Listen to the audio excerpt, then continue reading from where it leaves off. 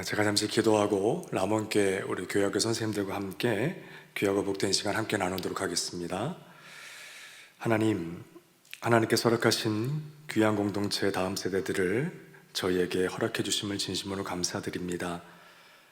상황이 어렵고 시대가 혼탁한 이 정황 속에서 그럼에 불구하고 우리의 소망은 주께 있고 또 주를 닮고 주를 향해 자라나는 아이들에게 있음을 믿고 신뢰할 때에 사랑하는 람원교회 영적 교사들에게 허락하신 이 귀중하고 소중한 사역의 장이 맡겨진 영혼들이 하나님의 기쁨이 되어지고 하나님의 나라가 되어져가는 많은 하나님의 섭리 가운데 일하는 역사를 기대하오니 하나님께서 은혜를 내려주시옵소서.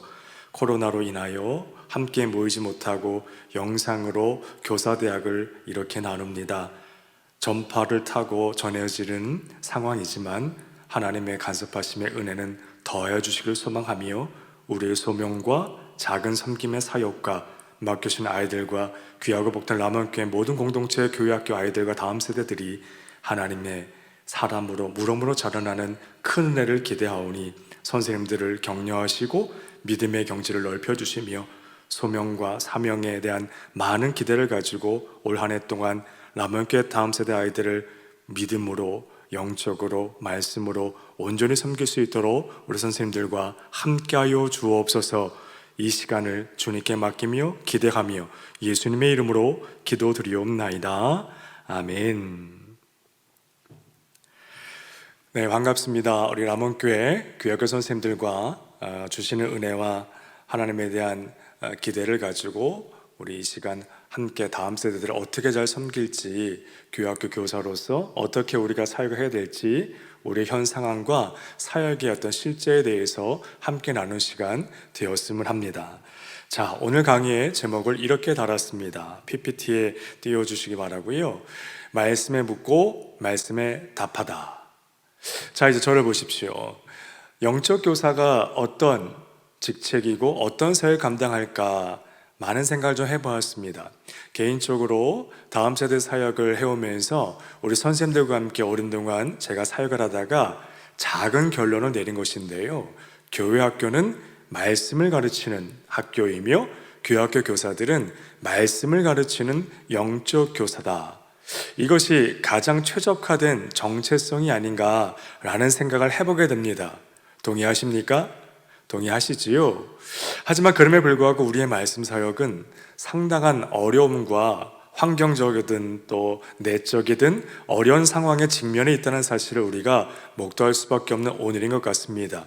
그래서 먼저 우리의 사역의 현 상황이 어떠한 지금 실태에 놓여져 있는지 우리 잠깐 생각하고 나누는 시간 먼저 갖도록 하겠습니다. 지금 우리가 처해 있는 주일학교 상황은 이렇습니다. 주일학교 학생 수가 감소하고 있지요. 여러 가지 이유들이 있는데요. 대표적으로 저출산 시대가 이제는 도래하였고, 그래서 각 가정마다 2자녀 이상 둔 자녀를 둔 가정들이 참 찾아보기 힘든 상황에 오늘에 이르고 있습니다. 그러니까 자연스럽게 아이들이 줄고요. 이것은 교회뿐만 아니라 사회교육기관 전체적으로 인구 절벽 시대를 맞이한 대한민국의 현실과도 다 맞닥뜨려지는 이유가 되는 것입니다. 그러다 보니까 또 최근에 기독교 여러 가지 정황 때문에 교인 수가 정체되거나 감소하고 있다는 사실, 설명드리지 않아도 선생님들께서 잘 알고 계실 거라 여겨집니다. 두 번째는 주일학교 학생들 대부분이 모태신앙이다. 제가 이렇게 좀 정리해봤습니다. 이게 무슨 의미냐면, 제가 어려서 교회학교, 주일학교를 다닐 때만 해도 각 교회학교, 주일학교에 단독 세대주인 아이들이 많았습니다. 무슨 말씀이죠? 아이들이 단독 세대주라는 것은 부모나 형제, 가족 중에 교회 신앙생활 하는 사람이 아무도 없는데 친구를 통하여 전도를 당해서 교회에 와서 예수를 믿고 신앙생활 하게 된 아이들이 많았다는 얘기입니다. 그런데 교단을 막론하고 지금 현재 대한민국의 거의 대부분의 교회학교의 어떤 상황들을 살펴보면 단독 세대주인 아이는 거의 찾아보기가 힘들다는 것이지요. 지금 현재 대한민국의 주일학교에 있는 아이들은 대부분 부모님들의 신앙을 따라서 태어남과 동시에 내지는 어려서부터 교회를 출석하게 되어지고 신앙생활을 하고 있는 아이들이 대부분이다라는 것입니다. 전도가 되지 않고 있다는 얘기죠. 아이들 세대마저도요. 세 번째입니다. 너무 우리에게 아픔이기도 한데요. 학업 성적과 입시, 초등학교 입학과 동시에 학원으로 내몰린 아이들, 중고등부는 말할 것도 없고요. 주일날 예배에 참석하는 것조차도 교육교 선생님들이 참 설득하고 꼬시고 독려해도 참석시키는 것이 거의 구할이다라고 여길 정도의 사역적인 현실이 환경적으로 우리에게 주어져 있습니다. 입시 말할 것도 없고요. 고등학생들 수련회 데려가기가 쉽습니까? 어렵습니까? 어렵지요. 어렵습니다. 다음입니다. 똑똑한 부모 세대. 지금 주일학교 아이들의 부모 세대들은 30, 40대가 주로 대상이 되는데요. 고학력자들이 대부분입니다. 무슨 말이죠? 자기 나름대로 열심히 공부하고 사회생활을 해온 그런 부모 세대들이란 얘기죠. 이게 뭐가 비교가 되냐면요. 제 세대, 제 부모님 세대, 지금 70대 후반 80대 이제 부모님 세대인데요. 제가 자라날 때 부모님 세대들은 참 대한민국이 어려울 때였습니다. 많이 배우지도 못하셨고 먹고 사는 것 자체가 굉장히 힘들었었던 상황이었습니다. 그러다 보니까 학교나 교회에 맡기고 거기에 전적으로 신뢰를 하고 교육하고 양육을 했었던 세대인데 지금 세대들은 어떻습니까? 다 너무 많이 알고 잘 압니다. 똑똑합니다. 좋지요. 많이 배운 건 좋은 것입니다. 그런데 영적으로 보면 어떤 일이 벌어집니까? 요즘 부모 세대들은 아이들의 이름을 불러가며 새벽 제단을 쌓거나 아이들의 이름을 불러가며 눈물로 기도하는 모습을 참 보기가 힘들다라는 것입니다. 많이 배웠는데 정보도 많이 알고 부모 세대들보다 훨씬 더 똑똑한데 문제는 자녀들에게 희생하는 것을 반대로 더 버거워하는 세대라는 것이지요. 영유아 유치부 우리 선생님도 혹시 계실지 모르겠는데요. 여러분들이 기억하셨으면 좋겠습니다. 우리 영유아 유치부 아이들이 이제 막 꼬맹이 자라나는 그 어린 자녀를 둔 가정들마다 대부분 부부간에 문제가 있고요. 또 자녀 양육에 많은 어려움들을 겪고 있습니다. 왜죠? 초보 엄마, 초보 아빠입니다. 그냥 청소년 시기부터 대학, 청년, 직장, 사회생활, 신혼초에 이르기까지 오랜 동안 자기 중심적으로 살았던 세대가 이제 부모가 막 되어졌으니 당연히 불편하고 부대끼고 저항이 있고 이걸 감정적으로 표현하면 우울하다고 말하기도 하고요. 그러다 보니까 초보 엄마 아빠가 많은 다툼이 있고 간격이 벌어지는 가정들이 많다라는 것이지요. 그래서 영유아 유치부 사역이 또 이 시대는 굉장히 중요한 화두로 떠오르는 것 같습니다. 아이들을 믿음으로 말씀을 양육하는 것뿐만 아니라 우리 영유아 유치부 선생님들의 그 아이들의 부모를 향한 기도, 공동체 안에서의 교제, 영적인 공감과 동역이 굉장히 중요한 시대가 아닌가 저는 그렇게 바라봅니다. 우리 사람은 내가 많이 배우고 깨달으면 더 희생하고 헌신하고 겸손해져야 하는데 오히려 현실은 그 반대입니다. 많이 배우고 성공하고 많은 성취를 이룰수록 내가 배 아파 낳은 자식에게도 희생하고 헌신하는 것을 오히려 어려워하는 세대, 요즘 교회학교 아이들의 부모 세대가 바로 그런 세대라는 것이지요. 많은 문제들도 있고요, 많은 아픔들도 있습니다. 겉으로 보기에는 정상적이고 멀쩡해 보이는 가정 같지만 사실 그 속사정을 들여다보면 부부간의 갈등에서부터 자녀 부모의 간격이 벌어지는 일들 등등 많은 문제들이 있다는 사실을 우리가 인정하지 아니할 수가 없습니다. 그래서 교회학교 선생님들께서 사역을 하실 때 중요한 포인트가 뭐냐면 아이들을 잘 양육하고 섬기는 것도 중요한데 점점 그 아이가 속한 가정의 부모와 하나가 되어가는 사역의 어떤 계획과 과정을 우리가 놓쳐서는 안 된다는 사실에 주목을 해봅니다. 마지막 다섯 번째입니다. 교회적인 관심과 대한 무죄. 이거는 어떤 의미에서 말하면요, 아이들이 줄어들고 있다 보니까 교회 경영과 운영이 실제적으로 굉장히 어려움에 봉착합니다. 그치요? 그러다 보니까 오히려 저출산 시대가 되어져서 교회학교 아이들이 굉장히 줄어드는 상황에 오히려 아이들에게 더 많은 관심과 투자를 해야 될 영적인 정황이라 여겨지는데 현실은 그러지 못하다라는 것이지요. 제가 첫 교육전도사로 주일학교 사역, 저는 고등학생들 가르친 청소년 사역을 시작했었는데요, 약 한 3년 전입니다. 예를 들면 성인 장년 성도가 약 한 1000명 정도 출석하는 교회라고 생각을 하면 비근한 예가 아마 그 당시에 거의 비슷했습니다. 그러면 중고등부, 유년부, 초등부 각각의 부서가 100명 정도를 평균적으로 출석을 했다라고 대부분 그때 통계를 통해서 확인이 된 바가 있습니다. 근데 지금 좀 시간이 지났죠. 최근에 정말 어떠냐면 성인이 작년 세대가 1000명을 출석한 교회 중고등부 합쳐서 50명이 채 되지 않는 것입니다.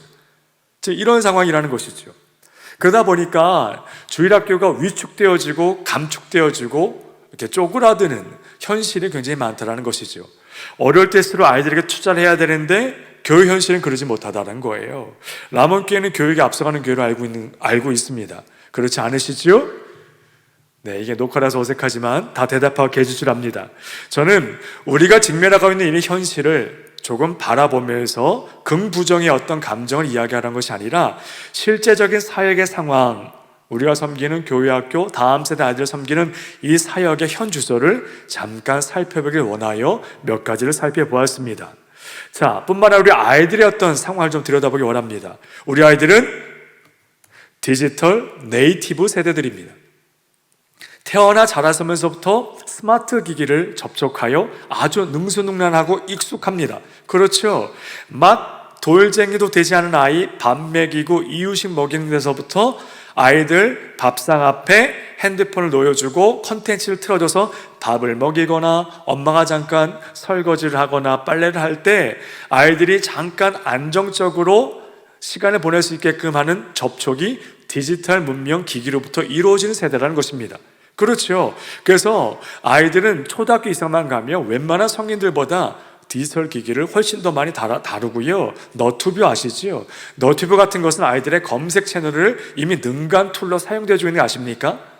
저 같은 세대는 뭔가 궁금하거나 어려운 것이 있으면 네이버나 다음, 구글 같은 검색 엔진을 통해서 이렇게 검색을 해서 살펴보잖아요. 근데 아이들은 그렇지 않습니다. 제가 아들을 셋을 키우고 있는데요. 저희 막내가 초등학교 4학년입니다. 얘는 뭐 알아보면 단어를 검색을 해도 너튜브를 틀어가지고 거기서 검색을 하는 겁니다. 참 많이 다른 세대라는 얘기지요. 다음이나 네이버 틀면 그 사람은 라떼 세대다 라고 여기셔도 된다는 것입니다. 디지털 네이티브 세대입니다. 그러다 보니까 우리 아이들 어떻죠? 생각하고 멈추어 들여다보는 경험이 전무한 채로 자라나고 있습니다. 검색은 있어요. 능수능란합니다. 하지만 사색은 없는 세대. 근데 우리 교회학교에서 어떤 교육을 주로 하죠? 공과를 합니다. 큐티를 장려합니다. 어린이, 청소년, 매일 성경 등등의 큐티 교재를 가지고 수련회 가서도 그치요? 말씀을 나누고 묵상하고 선생님이 준비한 공과를 진행하면서 말씀을 더 생각하고 거기에 영적인 피드백을 도출하려고 우리가 사역을 하고 있는데 이게 부딪힘이 있다라는 거예요. 아이들은 어떤 아티클을 놓고 어떤 책이나 어떤 글을 놓고 들여다보고 생각하고 묵상하는 경험이 전무한 세대가 우리가 가르치고 있는 아이들 세대라는 사실을 아십니까? 그래서 공과 시간마다 선생님들께서 굉장히 악정고투하고 계신 줄 압니다. 그치요?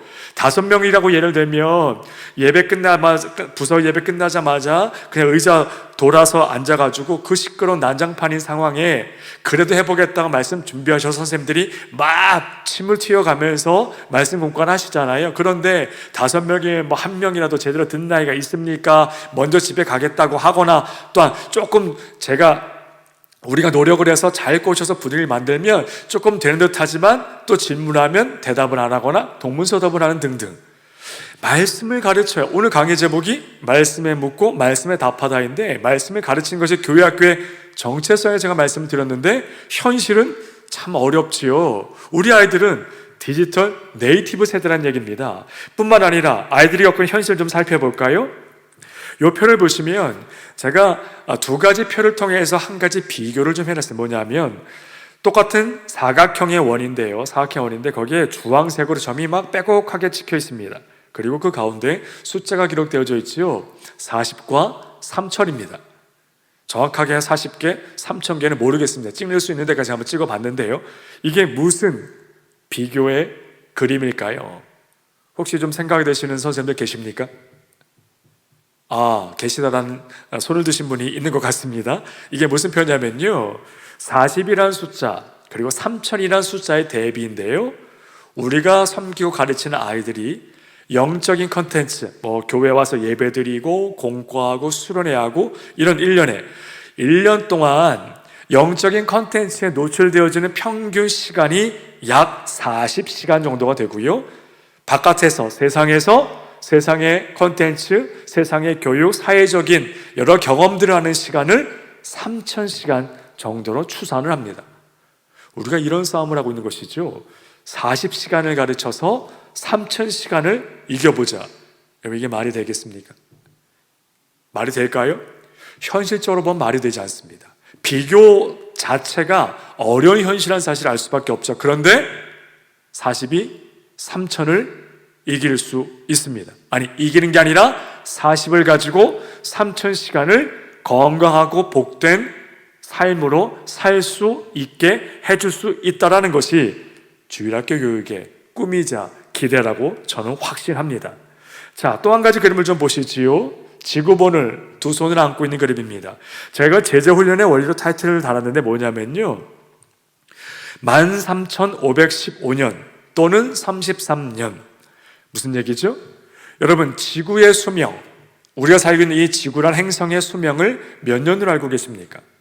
여러 가지 설들이 있죠. 몇 년 전에 한 정부 고위 장관 후보자가 청문회에서 나오면서 그 사람의 기독교적인 세계관, 역사관에 대한 것을 막 이렇게 공격을 받기도 하고 지탄을 받았던 그런 일들이 좀 있었습니다. 기억하시는 분 계시지요? 그분이 당당하게 말씀하셨죠. 나는 인류의 역사를 6000년으로 본다. 그렇죠? 여러분, 지구의 역사, 우리 인류의 역사, 히스토리라 그러죠. 인류의 역사를 몇 년을 알고 계십니까? 몇 년 알고 계세요? 아이들이 TV에서 보고 잡지에서도 보고 여러 가지 유튜브에서도 보고 인터넷상에서도 보거든요. 얼마 전에도 어느 나라 어디에서 무슨 화석이 발견되어졌는데 약 몇십만 년 전의 화석으로 추측이 된다. 이런 기사도 여러분 다 보시고 계시지요. 아이들이 그걸 보고 자라나고 있잖아요. 그런데 성경의 역사는 인류의 역사를 몇 년으로 보고 있죠? 아까 말씀드린 6000년입니다. 왜 6000년이죠? 에덴 동산에서의 시간 추정은 불가능합니다.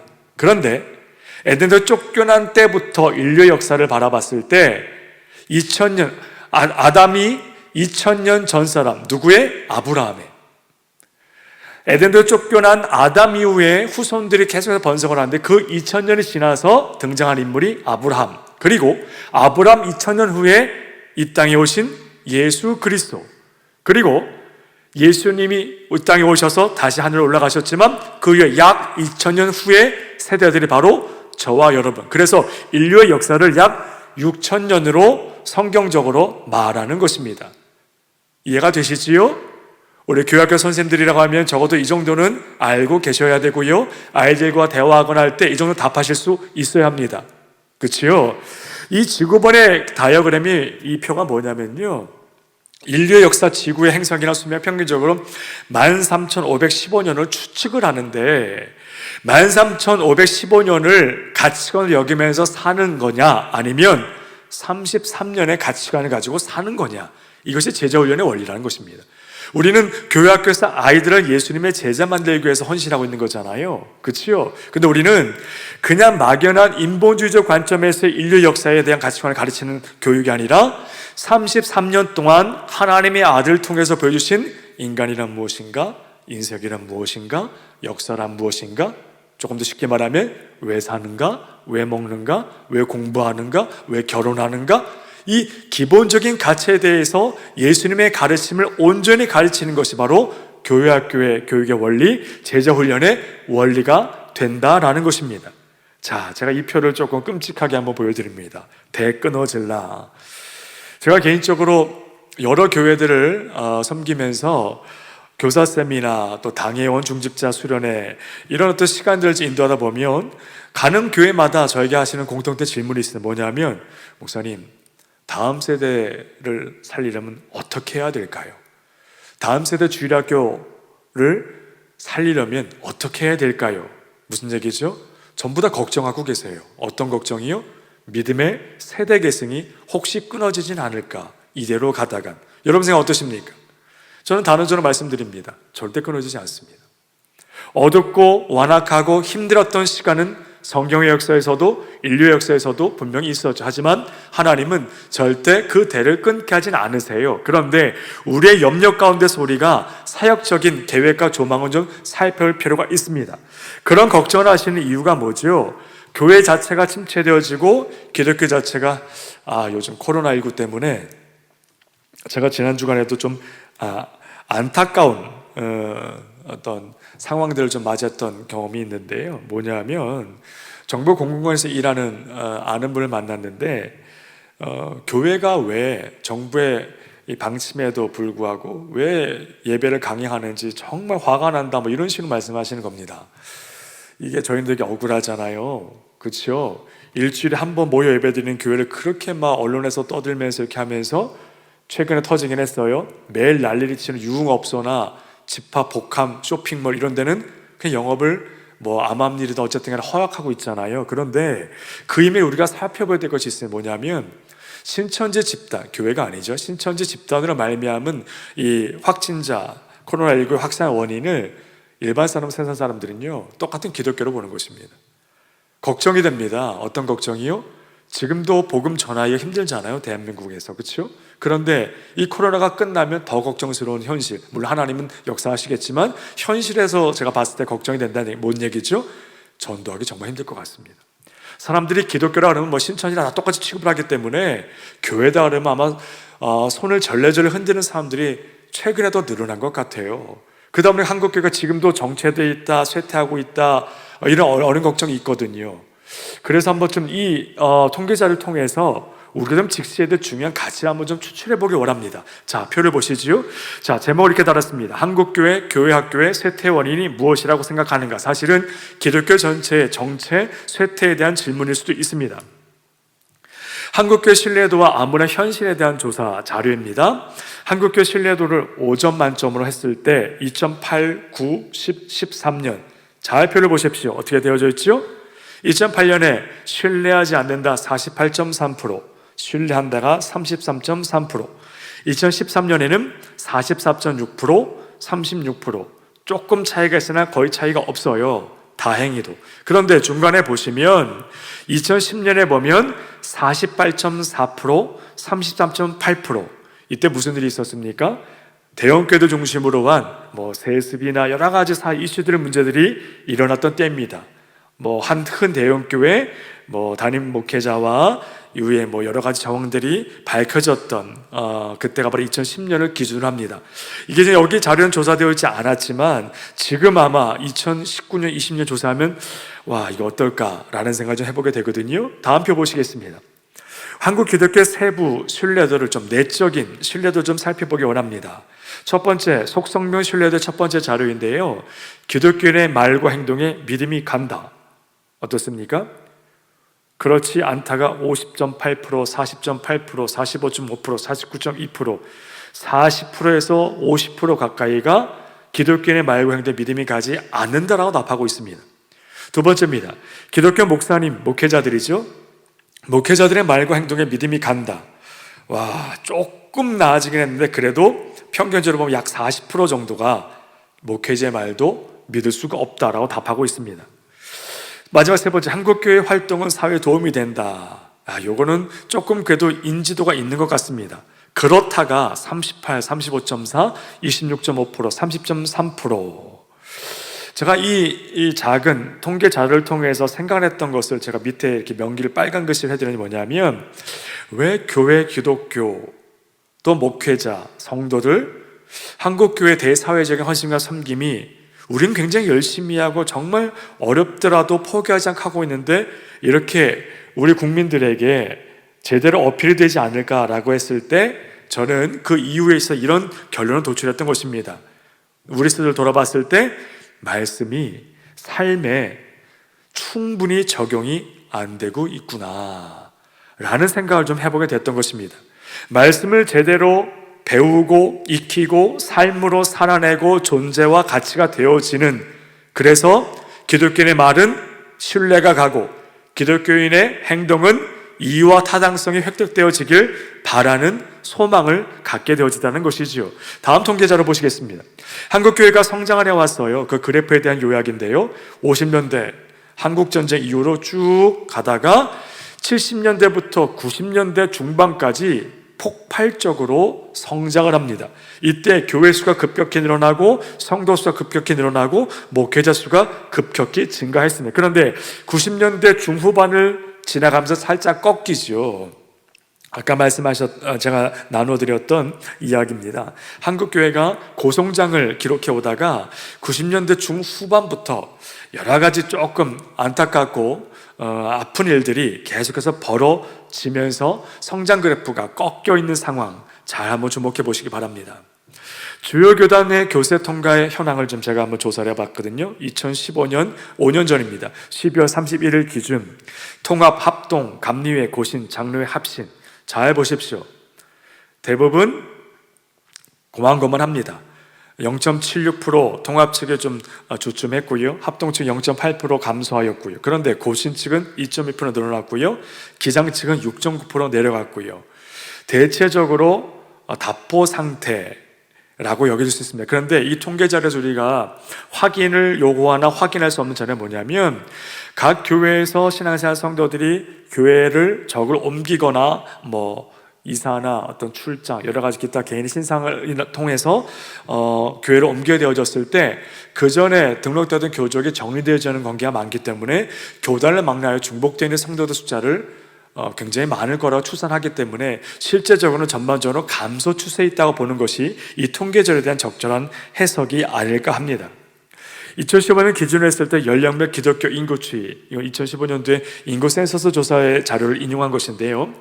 유초등부 어린 자녀들 보십시오. 기독교 인구가 어떻게 됩니까? 95년도에는 14.3%, 근데 점점 내려가 9.5. 와, 엄청 줄었죠. 청소년은 더합니다. 19.5에서 12.6, 약 7%가 줄었어요. 그렇죠? 청년은 가장 많이 줄었습니다. 19%에서 10.9%, 약 9%가 줄었습니다. 청년들의 교회를 많이 이탈했다는 얘기가 됩니다. 청년인은 28세 이상 좀 직장 생활하는 청년들 말하는 건데요. 이들은 조금 더 버티고 있는 것 같습니다. 보시면 유초등부, 청소년, 청년 이렇게 순서적으로 다음 세대 아이들의 교회, 신앙생활, 기독교를 많이 이탈해가고 있다는 사실을 통계자를 통해서 우리가 확인할 수가 있더라는 것이죠. 하지만 아이들에게 물었습니다. 교회 학교에 오는 것이 왜 즐겁지 않니? 왜 재미가 없니? 왜 오기 싫으니? 라고 물었는데요. 첫 번째, TV나 컴퓨터를 하고 싶어서 약 20%. 이것도 많지요. 앞으로 더 늘어날 것 같습니다. 두 번째가 특별히 청소년 아이들에 해당이 될 것 같은데요. 41.3% 자거나 쉬고 싶어서. 그렇죠. 초등학생들도 그렇지만 중고등부 선생님들은 아마 다 공감이 되실 것입니다. 아이들 아침에 깨우는 게 쉽지가 않아요. 그러시죠? 아침에 그 전날 토요일 밤부터 카톡 했을 때 온다 그러고, 근데 아침에도 아무 연락이 없어서 또 전화를 하면은 카톡을 보내면 거의 다 왔다고, 교회 문 앞이래. 그런데 애는 나타나지 않고, 이런 경험들 많으시죠? 그렇죠? 3.8% 친구가 싫어서. 이건 그렇고요. 선생님이나 전도사님 싫어서. 이건 조금 그렇고요. 저는 여기에 주목해 봤습니다. 예배나 성경 공부가 지루해서. 왜 여기에 주목했냐면요, TV, 컴퓨터 자거나 쉬고 싶어서. 이건 사실은 물리적으로 최선을 다하지만 근원적인 방법은 가정 안에서 답이 있는 부분이라 참 이 교회학교 사역에 한계가 있는 부분인데요. 저희 교육자나 영적 선생님들, 교회학교 선생님들이 해야 되고 할 수 있는 영역이 뭘까요? 예배나 성경 공부잖아요. 이 14%, 저희가 이 14%를 좀 목적으로 해서 좀 사역에 매진해야 되지 않을까라는 생각을 해봅니다. 우리 12세 미만 아동들에게 조사를 했습니다. 아동이 좋아하는 교회학교 선생님 어떤 사람인가? 가장 높은 퍼센트가 어디 있습니까? 표에 보시면 제가 빨간 글씨로 빨갛게 이렇게 테두리를 쳐놨죠. 재미있는 성경 공부를 가르쳐주는 선생님. 놀랍지 않으십니까? 간식 잘 사주는 선생님, 재미있는 선생님, 이런 선생님일 것 같은데 첫 번째가 뭐라고요? 성경 공부를 잘 가르쳐주는 선생님. 이게 참 놀라운 통계 자료인데요. 아이들이 교회에 올 때는 컴퓨터 게임 치고 노는 거 그것도 다 좋아하는 것 같지만 그래도 아이들이 놀라운 생각을 하고 와요. 뭐라고요? 교회 가면 교회에서만 얻을 수 있는 거 뭐죠? 말씀입니다. 성경을 안 듣는 듯하고 읽지도 않고 일주일 동안 성경책 한번 펴보고 오는 주일학교 애들이 거의 없지요. 라몬교회 많으시나요? 있으시면 대단할 것 같고요. 제 개인적인 사회 경험을 통해서 살펴봐도 영유아 유치부 중고등부 아이들 중에서 성경책을 한 번이나도 폈다가 오는 아이는 거의 없어요. 그런데 아이들이 반대로도 재미있는, 약간 좀 앞뒤가 안 맞긴 하지만 어떤 선생님들이 가장 선호한다고요? 성경 공부를 잘 가르쳐주는 선생님. 놀랍습니다. 우리 어떤 마음과 사역의 중심을 여기에 좀 맞췄으면 하는 바람입니다. 영국교회 복음주의 영국교회 통계자료 2014년도 자료를 제가 좀 인용을 합니다. 영국교회 복음주의 교회가 한 0.6% 정도로 추산을 하거든요. 영국의 교회가 기독교가 많이 쇠퇴했잖아요. 근데 복음주의 교회들은 또 최근에 약간 꿈틀꿈틀거리고 있다는 사실 혹시 아시는지 모르겠습니다. 그 영국에 있는 복음주의 교회의 청소년들에게 설문조사했던 충격적인 결과 1번 13.7%의 영국 복음주의 청소년들이 3명 이상의 성적 파트너가 있다라고 대답을 했습니다.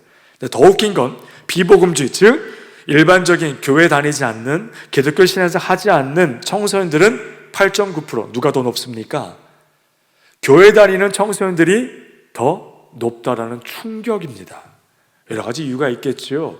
접촉할 수 있는 환경과 여건이 더 쉽잖아요. 교회에서는 미팅이나 채팅, 어플 가지고 안 해도 중고등부가 있고 임용원도 하고 찬양팀도 하고 활동하면서 또 어렸을 때 교회에서 자라오면서 너무 익숙하고 접촉의 횟수나 용이함이 아이들에게 수월하게 다가가는 거예요. 그러다 보니까 13.7% 일반적으로 교회 다니지 않은 아이들보다 더 이런 충격적인 결과가 벌어지고 있다는 것이죠. 한국 교회는 예외일까요? 저는 그렇게 생각하지 않습니다. 실제 이 얘기를 제가 사례를 들고 싶은데 이게 녹화 영상이라 제가 금하겠습니다. 제가 오프라인에서 선생님들과 대화한다면 제 사역의 사례들을 좀 라이브한 것들도 좀 강도는 조절을 해서 노출할 수 있겠지만 이게 영상이고 남는 거기 때문에 제가 좀 자제를 하겠습니다. 한국교회도 다르지 않습니다. 100%입니다. 별 다르지 않습니다. 여기까지 말씀드릴까요? 제가 오랜 동안 청소년 사역을 했던 서울 강남 지역, 서초구 강남구 지역의 아이들이 이성교제를 시작하면 평균적으로 3개월, 4개월 정도 지날 때 처음으로 성관계에 갔습니다. 어디서 갔습니까? 각자의 집에서. 왜죠? 엄마 아빠가 전문직 종사자이거나 대부분 바쁘십니다. 그러니까 각 집이 강남구 서초 일대에 있는 아파트들이 대부분 낮 시간에 비어져 있어요. 아이들은 3시면 끝나는데, 그렇지요? 이게 제가 겪었던 아픔이기도 하고 사역적인 현실이었습니다. 한국교회 다르지 않습니다. 공부 잘하는 아이들입니다. 교회 잘 다니는 아이들이에요. 생각하시면 안 됩니다. 공부 잘하고 교회 열심히 다니는 애들은 안 그럴 거다? 속지 마십시오. 절대로 그렇지 않습니다. 영국교회의 상황이 우리와 별로 다르지 않다는 것이지요. 영국교회 복음제 교회들이 순결 서약식을 행했습니다. 그런데 그 효과를 좀 결과냈는데 뭐라고요? 순결 서약식 효과가 겨우 약 18개월, 평균적으로 18개월 동안 성접촉을 늦춰주는 효과밖에 없었다. 서약자의 88%가 결국 성관계를 하게 되어졌다. Gospel Powered Parenting이라는 영국 보험주의 교회에 나온 통계 자료에 그 책에서 인용한 상황입니다. 우리들 별로 다르지 않죠. 그렇죠? 제가 성적인 문제를 들고 나온 이유가 있습니다. 좀 아프고 웬만하면 언급을 좀 피하고 싶은 부분이긴 하지만 이 문제 들고 나온 이유가 뭐냐면 2014년도 슬픈 통계 자료, 우리 한국교회 청년, 한국교회 탐구센터에서 2014년 조사한 통계 자료입니다. 기독 청년들의 성경에 대한 조사, 한국 기독교 청년들입니다. 신실한 교회 다니는 청년들입니다. 리더도 있고 찬양팀도 있고 봉사자들도 포함되는 청년들입니다. 남자들은 평균 6명, 여자는 평균 3명, 남녀 평균함이 약 4.8명. 성관계 경험이 전체 52%. 충격적이지 않으십니까? 아까 영국 교회는 그래도 멀어서 다른 나라 얘기다라고 생각을 하셨을지 모르겠지만 한국 교회 청년들, 그렇죠? 한국 교회는 청소년들 아직 이런 조사한 자료는 아직은 없습니다. 청년들을 제가 자료 인용한 것입니다. 영국 교회와 별 다르지 않죠. 세상 사람들과 별 다를 바 없습니다. 제가 무슨 말씀을 드리려고 조금 불편하기도 하고 아프기도 한 이 자료들을 함께 나누는 걸까요? 아까 제가 말씀드렸죠. 한국교회 세태원이 뭐라고요? 말씀이 실제적으로 전달되고 가르쳐지는 것이 굉장히 부족하고 말씀에 실제로 우리 아이들이 자라나고 있지 못하다라는 것입니다. 우리 많은 거 하잖아요. 저도 안 해본 것 빼놓고 다 해본 것 같습니다. 제가 지금 교회를 개척해서 담임 목회를 하고 있지만 부교체 시절 동안 17년, 정확하게 부교체 생활 17년 동안 전 다음 세대 사역을 했습니다. 특별히 청소년 사역을 했습니다. 별의 별 짓 다 했습니다. 아이들 어떤 호가 먹고 교회 한 명 더 오게 하고 전도하려고 나름대로 성과도 있어서 지금 이 자리에도 서게 된 것 같습니다. 어떻게 아이들 더 많이 오게 하고, 그렇죠? 뭐 교회 학교 성장시키고 별의별 이벤트, 뭐 체육관도 빌려보고요, 뭐 강남 한복판에서 별 이벤트도 해보고요, 뭐 제자훈련뿐만 아니라 뭐 별의별 거 다 해봤죠. 그런데 가장 중요했던 사실을 제가 이제 좀 뒤를 돌아보면서 지난달 사역을 살펴보면서 결론을 갖게 되는 것이 바로 오늘 선생님들과 라몬교회 선생님들과 나누고 싶은 것입니다. 왜 아이들이 떠날까? 왜 아이들이 떠날까? 말씀 때문입니다. 기독교를 떠나는 청년들, 이 표를 한번 보십시오. 90년대 후반, 아까 한국 기독교의 성장 속도 그래프에 대한 멈춰짐과 꺾이진 부분하고 일치가 되어지죠. 우리 기독 청년들이 90년대 중반부터 급격히 비행기를 탄다고 제가 묘사를 했지만 교회를 떠나고 있고요. 교회는, 그렇죠? 복음적 그리스도인 숫자가 급감하고 있습니다. 잘 들으십시오. 복음적 그리스도인 숫자 급감합니다. 다시 한번요. 복음적 그리스도인들이 급감하고 있습니다. 교회 다니는 사람, 교회에 교적 카드에 등록된 등록 성도가 아니라 복음적 그리스도인, 말씀의 길을 묻고 말씀에 답하는, 말씀대로 살려고 하고 이 세상 한 번뿐인 세상의 성패, 잘됨과 안됨, 강함과 약함이 아닌 십자가를 지려하고 영원을 꿈꾸고 현실을 영원으로 이겨내려고 하는 말씀, 십자가 복음에 합당한 그리스도인의 숫자는 더 급격히 줄어들고 있다는 사실이죠. 제가 한번 결론을 내려봤습니다. 작은 결론입니다. 결국 한국교회 교회학교의 문제점은 무엇일까요? 하나님의 말씀이 우리 성도들 아이들에게 적실성 있게 전달되고 있지 못하다라는 작은 결론입니다. 그 문제의 근본에는 말씀 자체에 문제가 없지요. 당연히 말씀 자체에 문제가 없지요. 어떤 문제가 있죠? 말씀의 전달 방식과 한 가지 더요, 가치에 대한 문제가 있다라고 제가 작은 결론을 내리게 됩니다. 무슨 얘기입니까? 자, 이 표 한번 보십시오. 왜 말씀이 중요할까? 청년이 되기 전에 성분을 걸라. 영국교회 아까 복음주의 교회들의 통계자 다시 재인용입니다. 영국교회의 회심 비율을 조사했습니다. 그랬더니 잘 보세요. 14세 이전에 무려 75%. 영국 복음주의 교회의 신앙생활의 성도들에게 물었습니다. 당신은 언제 회심했습니까? 언제 예수님을 인정하고 믿게 되어졌습니까? 라고 하니까 14세 이전입니다. 그 다음 14세에서 21세가 또 20%, 21세 이후에는 5%밖에 되지 않습니다. 지금 대한민국도 마찬가지지 않습니까? 그렇죠?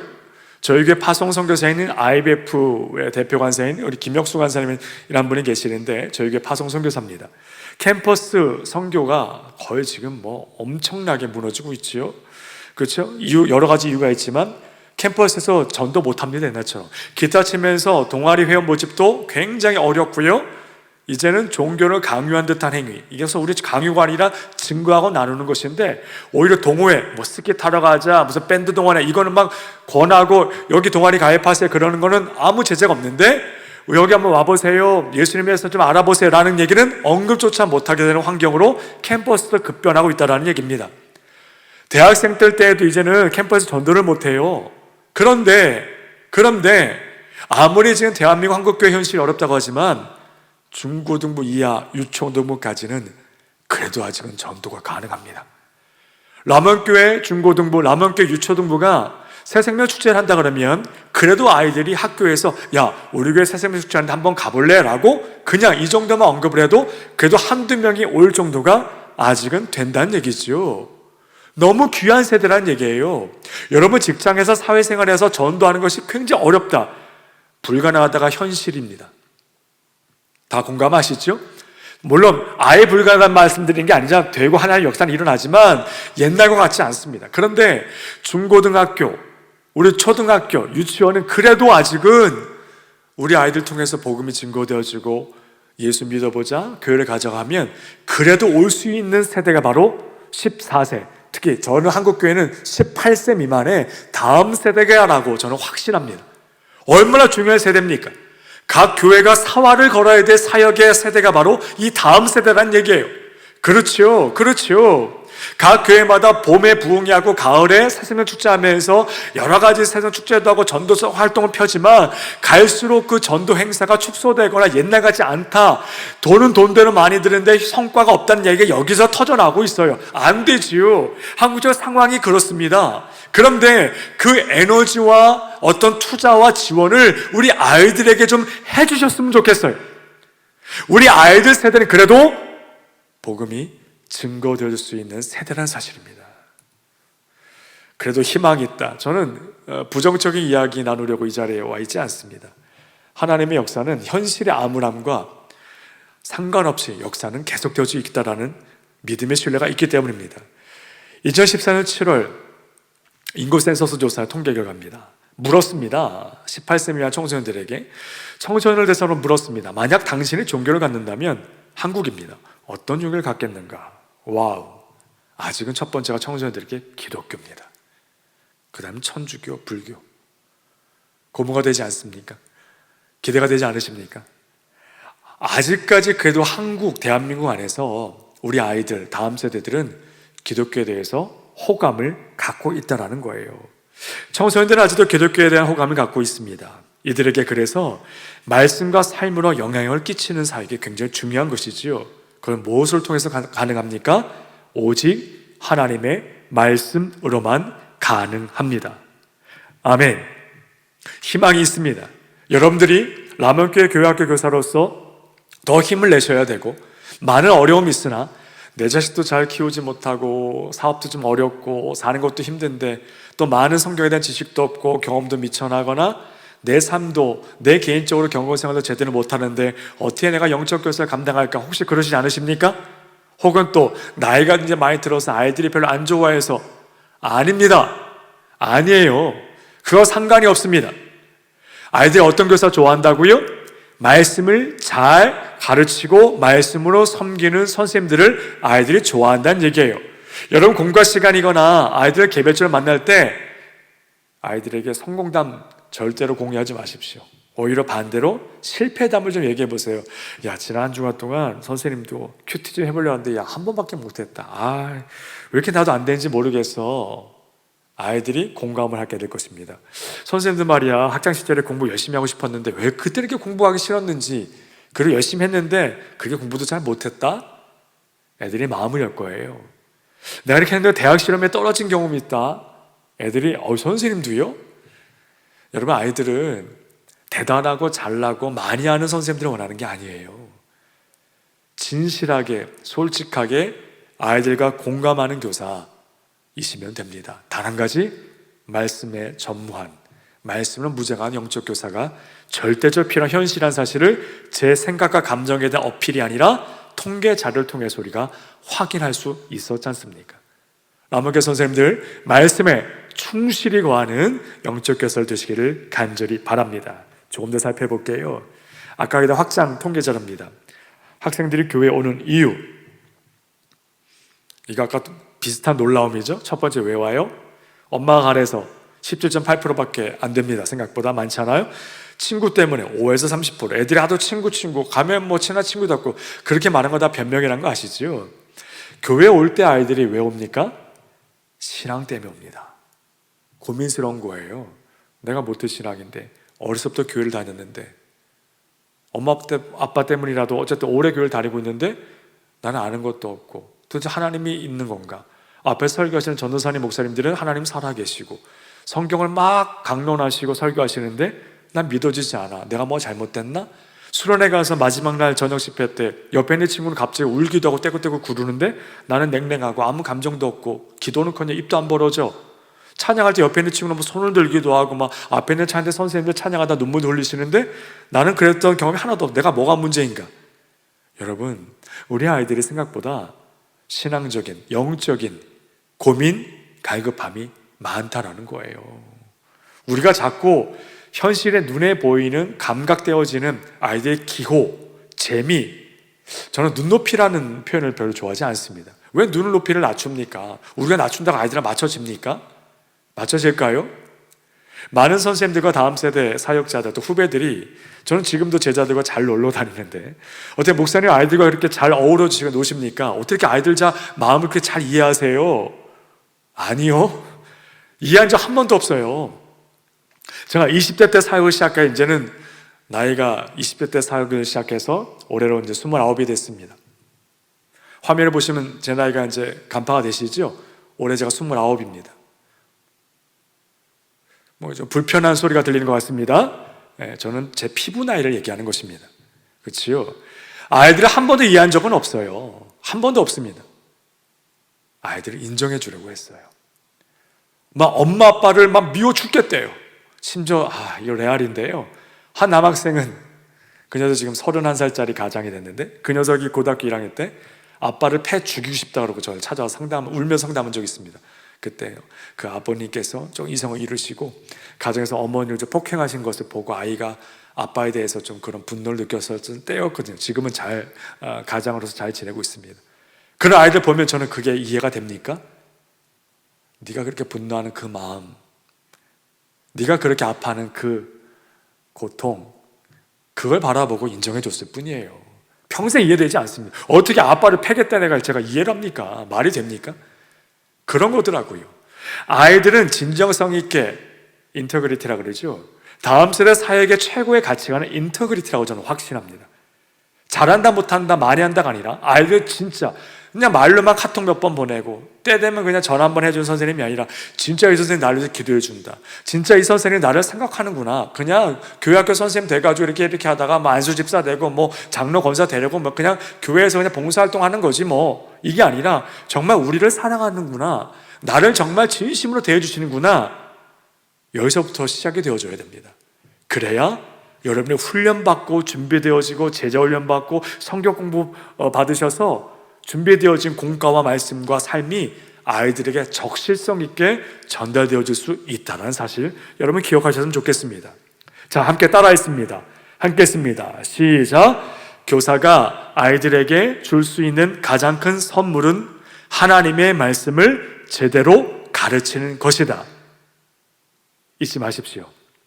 우리는 하나님의 말씀을 가르치고 입으로, 마음으로, 손짓으로, 발걸음으로, 표정으로, 안아줌으로 우리는 하나님의 말씀을 가르치고 전달하고 섬기기 위해 부름받은 영적 교사라는 사실을 잊지 않으셨으면 좋겠습니다. 어때 잘 이해가 되십니까? 제가 한 가지 포인트로 지금 계속 이끌어가고 있습니다. 람원교회 교회학교 선생님들 정도면 무슨 파이디언 선교회, 뭐 바나나 학교, 기타 등의 밥먹게, 공과 공부, 해마다 열려지는 때마다 열려지는 노회, 뭐 교사대학, 그치요? 여름사 컨퍼를 통해서 밥먹게 아이들 뭐 협동학습 옛날 버전이긴 하지만 여러 가지 툴들에 대해서는 이미 수차례에 걸쳐서 또 단독적으로 진행하시는 이 교사대학 시간을 통해서 많이 배웠을 거라고 제가 알고 있습니다. 제가 람원교회를 한 9년 만에 다시 온 것 같아요. 그렇죠?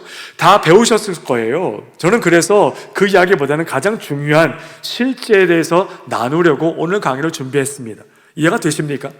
말씀을 왜 가르치고 말씀의 사이가 얼마나 중요한지 여러분 확실하게 새겨 나가셨으면 좋겠어요. 이해되시죠? 혹시 궁금한 것이 있으시면 저는 영상 녹화라 제가 실제로 와서 오프라인 상에서 만났다면 제가 질문받고 뭐 아는 거 모르는 거 성실성 있게 답하고 함께 할 수 있지만 감사하게도 녹화하기 때문에 여러분의 질문은 문인권 목사님에게 해주시면 감사하겠습니다. 각 부서 전사님 목사님들도 계십니다. 아멘. 네, 아멘 하셨습니다. 조금 더 나가볼게요. 선생님들에게 원론적인 본질을 건드렸다는 점 실제로 가보겠습니다. 이건 제가 사역하면서 지금까지 저희는 지금 전체 교회가 하고 있는 건데요. 말씀을 성도들에게 심기우는 것이 작년이든 다음 세든 다 공통분모 아니겠습니까? 가장 현재 효과적인 방법, 이거는 뭐 여러 가지 선교단체, 다음 세 사역단체들이 인용해 쓰고 있는 주로 전달 방식 다 아시는 얘기죠. 말문 아시죠? 훅, 북, 룩, 툭 이렇게 반대 시계 방향으로 이렇게 돌아갑니다. 그렇죠? 오른쪽부터 훅, 북, 룩, 툭입니다. 교육자의 설교와 그렇죠? 교육자의 말씀에 대한 전달이 훅, 북입니다. 뭐죠? 훅입니다. 아이들의 영혼을 거는 겁니다. 북이 뭐죠? 보게 하는 것입니다. 각 부서 예배, 유치부 예배, 유초등부 예배, 중고등부 예배, 청년대학부 예배, 성인 예배도 마찬가지입니다.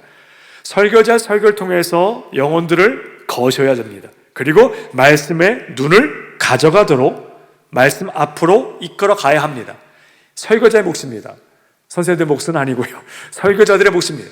각 부서, 영유아 유치부, 중고등부, 우리 교육 전사님들, 강도사님들, 목사님들의 몫입니다. 좀 열심히 해야 되겠죠. 저도 마찬가지고요. 그렇죠?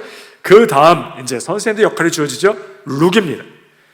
예배가 끝나고 나면 원포인트 설교를 저는 권장하는데요. 설교자를 통해서 개요뿐만 아니라 말씀이 전달되어진 본문을 준비되어진 해당 과의 공과를 가지고 선생님들이 아이들과 함께 둥그렇게 앉아서 이제 공과를 가르치는 것이죠. 말씀 하나하나 찾기도 하고 읽기도 하고 답하기도 하는 룩의 과정. 또 이 공과가 끝나게 되어지면 어떤 거죠? 툭입니다. 그렇죠? 뭐죠? 적용하는 겁니다. 가져가는 것이죠. 삶으로. 그래서 지난주 공과 시간에 나왔던 이야기를 매일매일 하면 좋겠지만 선생님들 생업도 바쁘신데 그건 힘들잖아요. 한 수요일쯤에 한 번? 그것도 아니고 일주일에 아마 금요일 저녁? 한 번 정도 카톡도 하고 애들도 전화는 싫어하거든요. 어쨌든 페이스북 담벼락이든 인별그램이든 여러 가지 디지털 툴을 통해서 지난주에 우리 공과 시간에 그 말씀 읽고 너 이렇게 한번 실천해보긴 했는데 어떻게 잘 됐니? 아니요. 조금 해봤어요. 까먹었어요. 이런 답변이 있겠죠. 그 답변은 중요하지 않습니다. 계속 이렇게 말씀을 전하고 확인하고 선포하는 것이 순환되어지는 거예요. 저희 교회는 제가 다음 세대 사역을 부교육자로 지내다가 개척을 해서 처음부터 한 예입니다. 절대화시키셔서는 안 됩니다. 처음부터 저희는 예배 시간에 아이들과 성인이 지금까지 같이 예배를 드립니다. 지금 예배 시간에 한 150명, 200명 정도 같이 예배를 드리는데요. 아이들 3, 40명이 어른들과 청년들 다 포함해서 우리는 온 세대 예배, 공동체적 예배를 드립니다. 일부 드리는데요. 예배 때 어린이 설교자가 어린 설교를 하고 나면 아이들을 축복해 주고 아이들이 선생님들 손을 잡고 공과 공부하는 장소로 내려갑니다. 그럼 곧바로 성인 설교자가 설교를 이어가는 것을 제가 개척한 지 5년이 좀 넘었는데 첫 해 때부터 지금까지 계속하고 있습니다. 저희 예입니다. 그렇죠? 그래서 아이들의 배우고 전달되어진 어린이 설교, 어린이 공과 내용도 부모는 다 알고 있고 본문이 똑같으니까요. 성인 설교도 어린이 설교 같은 본문이 이루어지기 때문에 성도들 한 가정이 예배가 끝나고 모든 순서와 시간이 끝나고 집에 돌아갈 때 차 안에서 집에 돌아가다가 어린 아이들과 부모들이 오늘 본문 내용 성경 이야기를 해서 대화를 나누면서 집에 갈 수 있는 구조적인 것이 이루어져 있는 것입니다. 이거 이상은 없을 것 같아요. 물론 어렵습니다. 아이들과 같이 예배하는 것이 쉬운 건 아니에요. 막 돌아다니고요. 얼마 전에 제가 코로나 이전에 설교할 때 5살짜리 아이가 올라와서 제 옆에 와서 앉아서 엎드려 있었어요. 저희 교회 성도들은 이제 이게 익숙하니까 괜찮은데 다른 교회는 좀 쉽지 않겠죠. 그렇죠? 실제로 교회를 개척해서 이걸 시도했을 때 가장 공동체적 예배와 사역에 대해서 적응을 못했던 대상이 누구였냐면 저입니다. 설교가 너무 힘들더라고요. 아이들이 막 돌아다니니까 막 시선이 빼앗기고 제가 제일 고생이더라고요. 제가 제일 오래 걸렸던 것 같아요. 한 2년 걸렸습니다. 근데 성도들은 한 몇 개월 지나니까 지금 저희 교회는 아이들이 돌아다니거나 쿵 떨어지기도 하고 막 야! 하고 막 울기도 합니다. 그러면 그 아이를 쳐다보는 건 그 아이의 부모밖에 없습니다. 저희 교회 아이들 제가 반동장사 자랑하면 비트윈 교회 아이들은 전국의 어떤 교회 아이들보다 어른들과 예배를 가장 안정적으로 잘 드리는 아이들일 거예요. 저는 확실합니다. 다른 교회 자랑하니까 불편하고 샘나십니까? 그래도 어쩔 수 없습니다. 저는 그게 확실합니다. 그럼 라몬교회는 어떻게 됩니까? 제가 이건 좀 고민이 좀 필요합니다. 이런 점을 많이 봤거든요. 목사님은 그렇게 하시는데 우리 교회는 아이들 숫자도 저희는 개척교회이고 작은 교회니까 가능하죠. 근데 라몬교회처럼 규모가 있고 각 교회 학교에 독립되어져 있는 활동이 있고 아이들 숫자가 있는 게 어떻게 할까? 참 이걸 제가 지금 고민하면서 여러 동영상도 고민 중에 있는데요. 저희 교회처럼 하시란 얘기가 아니라 라몬교회 역사와 상황 가운데 여건에 맞게끔 좀 고민하면서 각 담당 교육자들과 선생님들이 부서 사역을 통해 또한 담임 목사님과 당회 장로님들과 함께 지혜를 구하면서 함께 좀 해놨으면 좋지 않을까 하는 제안까지 제가 드릴 수가 있다는 것입니다. 하지만 설교와 어른들이 듣는 본문 말씀에 대한 말씀의 선포와 영유아 유치부들이 배우고 자라는 그 주의 설교와 말씀의 본문이 일치가 되는 것은 가능하면 시도해 보시면 좋지 않을까 하는 생각에 제안을 감히 드려봅니다. 한번 말씀 같이 읽겠습니다. 첫 번째부터 같이 읽을까요? 시작. 백성이 여호수아의 사는 날 동안과 여호수아 뒤에 생존할 장로들 곧 여호와께서 이스라엘을 위하여 행하신 모든 큰 일을 본 자의 사는 날 동안에 여호와를 섬겼더라. 그 세대 사람도 다 그 열조에게 돌아갔고 그 후에 일어난 다른 세대는 여호와를 알지 못하며 여호와께서 이스라엘을 위하여 행하신 일도 알지 못하였더라. 이 본문 말씀을 갑자기 나눌 이유가 있습니다. 사사시대 영적인 암흑기. 왜 영적인 암흑기였죠? 다음 세대들이 하나님을 알지 못하였습니다. 영적인 암흑기는 나라를 빼앗긴 것도 병에 드는 것도 아닙니다. 영적인 암흑기는 하나님을 알지 못하는 것입니다. 라몬교 교회학교가 각 부서가 출석 수가 몇 명인지도 굉장히 중요하겠죠. 그렇죠? 복음 증거하고 나누고 성장도 해야 되겠죠. 그렇지만 그건 두 번째, 세 번째인 것 같습니다. 첫 번째 뭡니까? 정말 한 사람, 원펄슨입니다. 한 영혼입니다. 아이들 한 명에게라도 하나님을 제대로 알게 해주어야 합니다. 우리가 성장하는 것에 너무 마음을 빼앗긴 나머지 한 영혼을 제대로 잡지 못했습니다. 그렇죠? 구원이라는 것이 예수께서 말미암아 새 생명, 영원한 생명으로 하나님께 가는 것뿐만 아니라 이 세상에서도 구원받은 존재로서 하나님께 영광 돌리는 삶을 살 수 있는 것이 총체적 복음의 맥락이지 않습니까? 교회에 오게 하는 것도 중요하고 예수를 만나는 것도 더더욱 중요합니다. 그렇죠? 그것도 어려운 현실입니다. 그래서 우리가 더 주목하기 원합니다. 한 아이라도 하나님을 제대로 알도록 다 잡을 수 없다면 한 명에서도 시작되어지는 라몬교회 교회학교 다음 세대 사역이 말씀 사역이 이루어지기를 간절히 바랍니다. 영적 교사란 우리 한번 따라해 볼까요? 제가 하나 하면 여러분 선생님들이 지식이 아닌 기도로, 하나 하면 경험이 아닌 변화로. 준비되셨습니까? 되셨지요? 제가 하나 하면 크게 각 가정이든 뭐 어떤 처소든 해주시기 바랍니다. 해보겠습니다. 하나. 네, 잘하셨습니다. 하나. 하나. 하나. 네, 저는 확인할 길이 없지만 잘 따라해 주셨습니다. 영적 교사는 믿음의 중심이 이런 사람들이 되는 것입니다. 실제로 제가 노하우를 한 가지 전수해 드립니다. 제가 야구를 좋아해서요. 네, 문인권 목사님과 함께 먼데이 브라더즈라고 하는 목회자 야구팀을 하고 있기도 합니다. 네, 제가 야구를 좋아해서 덕 필즈라는 사람의 이 포베이스 이론을 인용을 해서 제가 사역을 하면서 2004년부터 적용했던 툴이 있었습니다. 뭐냐면 이거는 담당 교육자 그리고 담당 교사들만이 알고 있어야 되는 극비사항입니다. 뭔 얘기니까 해가 바뀌어지면 반목회 아이를 배정받습니다. 하다 보면 예를 들어 10명을 받으면 그 중에 뭐 5명 연락도 안 되고 올라오자마자 제적도 처리해야 되고, 그렇죠? 이전 부서에서 처리되고 안 올라온 경우도 많고 이런 상황도 있지 않습니까? 그렇죠?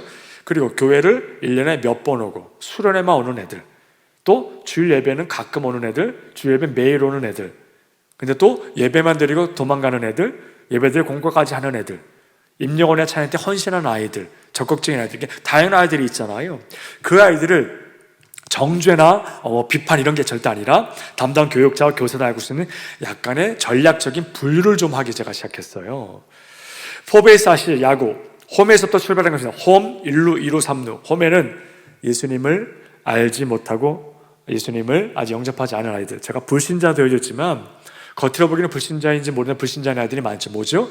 모태신앙이 어렸을 때 교회를 다녔는데 예수님이 영접하지 않은 사람들도 주일날 예배드리는 아이들 가운데 굉장히 많습니다. 특별히 여름 성경학교나 여름 수련회 때 이 아이들이 한 명이라도 하나님께로 인가기도 되어지기를 간절히 바란 마음으로 여름 사역에 힘을 쏟잖아요. 그렇죠? 그런 영적 상태에 있던 아이들은 홈에 놓는 것입니다. 그리고 예수를 만나면 일루, 주일날 가끔씩 나오는 아이들을 일루에 뒀습니다. 그리고 2루는 주일 출석만 그래도 나름 하는 애들, 3루는 출석도 하고 그래도 공과도 좀 해보려 하고 수련을 참석해주는 아이들, 그리고 홈 한 바퀴 돌아와서 다시 홈에 오면 학생 리더라자가 있습니다. 헌신된 아이들, 교회 사역과 활동에 적극적인 아이들. 그래서 각각의 반목회의 10명, 그 10명 아이들을 이 홈 1, 2, 3 홈에다 이렇게 분류를 해놓은 것입니다. 이거는 아이들에게도 보여주면 안 됩니다. 부모에게 보여주면 안 됩니다. 담당 교육자와 교사들만 갖고 있어야 돼요. 그렇죠? 왜냐하면 잘못하면 정조가 되니까. 잘 교육자와 함께 분류해놓고, 왜 이걸 분류를 하죠? 하나씩 더 보내기 위해서. 홈런은 있죠. 내가 만났던 아이가, 예수님 믿지 않았던 아이가 어떻게 하나님의 은혜죠. 열심히 또 했고요. 교사와 교육자. 그래서 예수님을 몰라요, 잘 안 믿어 이랬던 아이가 우와, 한 바퀴 돌아서 헌신날에 돌아오게 되는 경우 아직 저는 본 적이 없습니다. 라몬교회 나타나게 바랍니다. 뭐 그럴 수도 있어요. 하나의 역사하시고. 그렇죠. 그렇지만 한 베이스라도 더 진루시키는 것이 우리의 목적입니다. 중등부 때는 홈에 있던 애가 일루에 갔다. 어휴, 감사한 거죠. 이것도. 그렇죠. 그러면 고등부 때는 일루에 있던 애가 유루에 가고. 그렇죠. 대학부 때는 유루에 있던 애가 3대 가고. 기대가 되지 않으십니까? 이런 전략적인 사역을 위해서 여러분, 지금 이제 코로나 때문에 우리가 예배도 못 드리고 아이들 만나지도 못하지만 지금 더 좋은 찬스인 것 같아요. 정죄 의미가 아니라 담당 교육사가 잘 상의하셔서 그 아이들을 이렇게 좀 전략적으로 접근을 좀 해놓으세요. 그리고 지금 온라인밖에 못하니까 카톡에도 아직 얼굴도 보지 못하였지만 페이스북이나 뭐 인별그램이나 여러 가지 디지털 툴을 통해서, 그렇죠? 아이들과 함께 관계를 좀 맺어가셨으면 좋겠어요. 파악을 좀 하시고요. 그냥 무턱대고 그냥 기도하고, 물론 아이들에서 기도하는 게 제일 중요하죠. 선생님들이 그 아이를 부를 때 그 영혼은 살아날 줄 믿습니다. 그런데 기도만 하지 마시고 기도할 때 주시는 지혜, 그 영혼과 아이들에 대한 그 사랑의 마음을 가지고 실질적으로 사역의 툴을 좀 적용해 보시라고 제가 제 개인적인 팁을 한번 나눠 드리는 것입니다. 저는 이렇게 사역을 했습니다. 그리고 저는 목회를 하면서 반을 맡고 있는 선생님들과 함께 긴밀하게 공조를 했어요. 이것을 가지고 요즘 아이는 어떻습니까? 어떻습니까? 선생님들이 하지 못하고 신방 가야 되는데 선생님들이 어떻게 생업 때문에 신방 가기 쉽지 않은 때가 많으시잖아요. 그러면 교육자들을 괴롭히셔야 돼요. 라면교 전도사님들 목사님들을 괴롭히셔야 돼요. 그렇죠? 선생님, 아니 목사님, 전사님, 우리의 반에 우리 하나가 있는데 제가 좀 만나야 되는데 제가 이번 주에 출장도 잡히고 좀 어려워서 힘들어, 좀 타이밍이 중요한 것 같은데 이번 주에 꼭 아이를 만나야 되는데 좀 전사님, 목사님 좀 신방해 줄 수 있으실까요? 이렇게 괴롭히시기 바랍니다. 아멘, 아멘. 우리 문 목사님하고 각 부서 담당 교육자들을 편하게 두시면 안 됩니다. 아멘이시지요? 예, 방송실에 문 목사님 인상 쓰고 계시는데 아멘 하시기 바랍니다. 우리 그렇게 동역하는 것입니다. 그렇죠? 제가 한 사람의 얼굴을 갑자기 등장시킵니다. 이 사람의 이름은 본회퍼입니다. 이곳은 어디인가? 본회퍼가 처형당한 곳입니다. 독일에 있죠. 맨 위에 보면, 이게 잘 보이실지 모르겠어요. 맨 위에 같은 날 이 장소에 처형당한 사람들의 이름이 기록된 맨 위가 디트리 본회퍼라고 기록되어 있습니다. 그 바로 밑에 보면 윌리엄 카나리스라는 사람이 그 다음에 기록되어 있죠. 아십니까? 본회퍼는 히틀러, 나치 히틀러가 잔혹한 일을 벌일 때 나치 히틀러가 보수주의 기독교인들을 지지 기반으로 득세했던 정치 지도자라는 사실 아십니까? 기독교의 지지를 받았어요. 우리나라 신사 참배 때와 유사한 일이 벌어졌죠. 우리나라 같은 예배, 총회 이런 자리에서 개신교 목회자들이, 루터란 처치가 대부분이죠. 독일이니까요. 목회자들이 히틀러를 하나님 부신 선지자라고 동의하고 하이 히틀러를 했습니다. 그 영적으로도 어둡고 시대적으로 어두운 시대 때 본회퍼를 비롯한 이 젊은 목회자들과 깨어있는 성도들이 이제 기독교를 제대로 세우기 위하여, 나라를 세우기 위하여 히틀러에 반하여, 특히 본회퍼와 두 번째 아까 이름이 있었던 카나리스라고 하는 육촌지간의 형제인데, 사촌지간인데 독일 친위 근위대장이었습니다. 이 친척 관계였던 두 사람이 히틀러 암사 조직단을 만들죠. 그런데 안타깝게도 성공하지 못하고 발각이 되어져 처형을 당했던 것입니다. 제가 이 사진 보여드립니까? 제가 그 자리에 제가 재작년에 갔었습니다. 청년들과 함께. 바로 그 앞에서 찍은 사진입니다. 이 형무소, 아직도 참 오싹한 분위기가 나더라고요. 제가 이 사진 왜 보여드립니까? 한 사진 또 보시겠습니다. 나치 히틀러 노동자 대회 때 있었던 사진입니다. 제가 동그라미 해놨는데요. 앞에서 마이크를 잡은 한 사람의 권유에 따라서 참석했던 수백 명의 근로자들이 이렇게 하이 히틀러라고 했을 때 한 사람이 팔짱을 끼고 히틀러 하고 있지 않습니다. 무슨 얘기죠? 우리가 세상은 다 그래. 예수 믿어도 힘이 있어야 돼. 자, 이건 비복음인데요. 좋은 학교 나오고 좋은 직장 가고 이 세상에서 잘 되는 것에 목을 빼놓고 살아가는 대세, 흐름. 안타깝게도 기독교 신앙마저도 많이 조금 희석되어진 시대야 제가 하는 말이 아니라 우리 모두 다 인정할 수밖에 없는 현실인데 이 현실 속에서 아이들에게 무엇을 가르쳐야 되는지 이 정체성과 복음의 가치를 놓치지 않았으면 해서 그런 사진들을 제가 함께 선생님들과 나눕니다. 힘들고 어렵게 살자는 얘기가 아니라 진짜로 살자는 것입니다. 제가 고등부 사역을 오래 했잖아요. 특히 남학생들이 고등학교 졸업하면 대학에 지나가면서부터 26가지 제 제자들 경우마다 약 한 40% 가까이 교회를 떠나더라고요. 일시적이든 좀 롱텀의 장기간이든 간에. 왠지 아십니까? 어렸을 때는 그냥 부모님 때문에 다녀주다가 예수 믿어 복받고 잘 되면 하나님이 지켜주시고 이렇게 형통하게 길을 열어주실 거야. 근데 세상에 나가보니까 진짜 잘 되고 돈 많이 벌고 잘 되려면 예수 안 믿는 게 훨씬 더 수월하고 빨라요. 예수 믿는 가치가 채 100년 되전의 삶을 윤택하게 살기 위한 것이 복음의 가치가 아니잖아요. 당연히 십자가 복음을 이 세상에 보여주고 증거하고 나타내기 위해 하나님 교회를 세우셨고 우리를 이 자리로 불러 모아주신 거 아니겠습니까? 어렵다, 힘들다, 아프다 말씀대로 사는 게 어렵지요. 여러분 말씀대로 사는 게 쉽습니까? 말씀을 아는 것도 어렵지만 알게 되어지면 더 고통스러워요. 말씀을 알게 되어지면 선한 양심이 점점 더 강해지고 커져가요. 그렇지요? 말씀대로 살려고 하면 더 억울해져요. 왜? 성경은 용서하라니까요. 참으라니까요. 내가 너희를 용서하고 기다렸듯이 기다리라는 거예요. 더 힘들잖아요. 나도 억울한 일 당하면 갚아주고 싶잖아요. 그렇잖아요. 내 자식이, 우리 교회가, 내가 아는 지인이, 내가 아는 옆에 있는 동역자가 억울한 일 당하고 힘들 당하면 화나잖아요. 힘을 가져서 딱 무찔러 주고요. 때려주고 싶잖아요. 그렇지요? 하지만 그게 복음이 아니잖아요. 예수님이 보여주셨잖아요. 진짜 복음 뭐라고요? 죽기까지 사랑하는 거예요. 아무 공로 없이 힘 없이 십자가에 묵묵히 피 흘려 돌아가신 예수님이 복음이잖아요. 근데 현실에서는 그것이 지는 거였잖아요. 그런데 지지 않았잖아요. 부활하셔서 승리하셨잖아요. 현실의 승리가 하나님의 뜻이 아니라는 사실을 하나님의 아들을 통해 우리에게 말씀하셨지 않습니까? 우리 아이들에게 바보가 되는, 어찌 보면 하지만 진짜가 되어지는 100년이 아닌 영혼을 꿈꾸는 자로 수십억 수백억을 가져도 고작 하는 게 값질밖에 되지 않는 안타까운 인생이 아니라 영혼을 믿고 영을 향해 가는 자답게 단돈 얼마가 있어도 반 떼어 내어주고 국밥 한 그릇도 나눠 먹을 줄 아는 자들로 우리 아이들을 알곡으로 성장시키고 자라나게 하는 라몬교회 교회학교가 되기를 간절히 바랍니다. 간절히 바랍니다. 알곡과 가라지가 마지막 때 되면 나눠지게 되어지죠. 교회 안에 등록되어져 있다고 해서 다 알곡이 다 보장하지 못합니다. 주의하십시오. 남을 함부로 말해서도 절대로 안 되고 정죄의미가 아닙니다. 빌립보서 2장의 말씀처럼 구원은 두려움과 떨림으로 이루어져 가는 것이기 때문에 그렇습니다. 라몬교회 다음 세대들은 참된 알곡, 진짜 알곡으로 우리 영적 교사들과 교육자들의 헌신을 통해 예수 그리스도의 피 묻은 십자가 복음을 인정하고 믿고 따르는 아이들로 자라나게 하옵소서. 우리 그러한 라몬교회 교회학교 되기를 간절히 바랍니다. 저도 무지하고 연약하고 많이 부족합니다.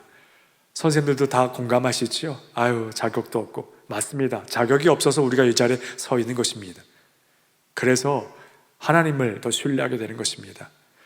동영상 하나를 보여드릴 거예요. 잠깐 보시고 매듭을 짓도록 하겠습니다.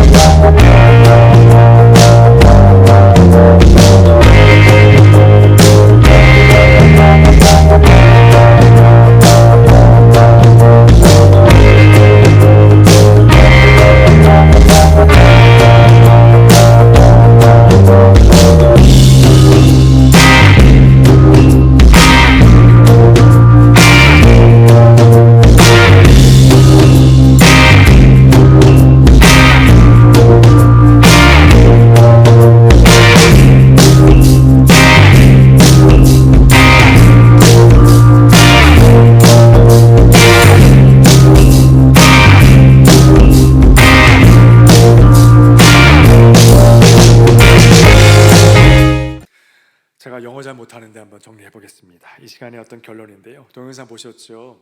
한 여류 화가가 자신의 꼬맹이 딸이 엄마의 작업실의 캔버스에다 낙서한 것을 가지고 누가 봐도 뭔지도 모르는 그 낙서를 멋지게 그림으로 엄마가 완성시켜 갔던 동영상 보셨습니다. 널리 많이 이제 알려진 동영상인데 왜 제가 그걸 봅니까? 제가 그런 고백을 할 수밖에 없습니다. 돌아보니까 제자들이 꽤 많더라고요. 이제 1000명대 아니라 10,000명대가 넘어가던데, 돌아보면 제가 한 명이라도 한 번이라도 제대로 섬기 가르친 적이 있었을까? 말씀을 적실성 있게 증거하고 말씀대로 살려고 함께 나름 한다고 했는데 참 부족했던 것 같아요. 그래서 조금 가끔씩 사역하면서도 종종 우울하기도 하고 먹먹하기도 하고 그만두고 싶기도 하고 도망가고 싶을 때도 굉장히 많았습니다. 지금도 그런 감정은 수시로 교체를 하죠. 그래서 더 알게 됩니다. 뭐요? 우린 씨를 뿌리는 자라는 사실을요. 가꾸고 기르시는 일은 누구라고요? 주님이시란 얘기입니다. 우리가 잘못 그려도 하나님이 멋진 그림으로 만들어 가세요. 우리 실수 많잖아요. 아이들에게 상처도 줄 때가 있잖아요. 그렇죠? 내 자식에게도 상처를 주는데 그렇지 않겠습니까? 그 두려움, 염려, 근심 하나님께 다 맡기시고 평안과 담대하게 우리 아이들 사랑으로, 말씀으로 잘 섬기셨으면 좋겠습니다. We will do possible thing, but He will do impossible thing. 아멘. 함께 이 시간 결론 내립니다. 말씀 에베소 4장 11절 12절 말씀 함께 있습니다. 시작. 그가 어떤 사람은 사도로, 어떤 사람은 선지자로, 어떤 사람은 복음 전하는 자로, 어떤 사람은 목사와 교사로 삼으셨으니 이는 성도를 온전하게 하며 봉사의 일을 하게 하며 그리스도의 몸을 세우려 함이라. 아멘. 라몬교회 선생님들 통하여 다음 세대가 일어나고 라몬교회 제2, 제3의 부흥이 주일학교 각 부서에서 예배에서부터 일어날 수 있기를 간절히 빌고 기대합니다. 기도하시겠습니다. 하나님, 영적 교사란, 말씀의 가치와 의미란 이 시간 허락되어진 말씀과 마음을 가지고 잠시 나누었습니다. 라몬교회 주일학교 다음 세대 사역을 위해서 기도합니다. 말씀이 적실성 있게 전달되어지는, 말씀이 충만히 거하는 주일학교 각 부서 되게 하여 주시고, 라몬교회 주일학교 아이들이 말씀의 꼴을 먹고 자라 알곡이 되어져서 이 아이들이 부모를 변화시키고 교회를 변화시키는 라몬교회 제2, 제3의 부흥이 다음 세대 부서 사회에서부터 일어날 수 있도록 하나님 역사하여 주옵소서. 이를 헌신하시는 담당 교육자들과 우리 주일학교 영적 교사들을 기억하고 붙잡아 주셔서 우리는 작으나 우리는 미처 하나 완전하시고 온전하신 주님의 섭리와 역사의 손길이 우리 아이들을 터치하고 각 부서를 세우고 우리의 모든 삶을 주관해 줄 줄 믿사오니 하나님 은혜를 내려 주시옵소서. 이 시간 함께 하신 그날 감사드리며 라몬교회 주일학교를 기대하고 하나님께서 간절히 붙잡아 줄 소망하며 예수님의 이름으로 기도드리옵나이다. 아멘.